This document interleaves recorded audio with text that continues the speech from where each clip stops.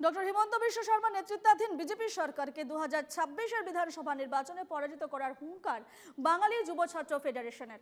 মুখ্যমন্ত্রীর দেওয়া প্রতিশ্রুতি 6 মাসের মধ্যে পূরণ করা না হলে বরাক এবং ব্রহ্মপুত্র উপত্যকার বাঙালি ঐক্যবদ্ধভাবে তীব্র গণতান্ত্রিক আন্দোলন গড়ে তুলবে। তাদের বক্তব্য, অসমের অন্যতম গুরুত্বপূর্ণ জনগোষ্ঠী হিন্দু বাঙালিরা। এই হিন্দু বাঙালিদের নানা সময়ে সরকার ডি ভোটার, বিদেশি ডিটেনশন ক্যাম্পের নামে হয়রানি করা হয়েছে।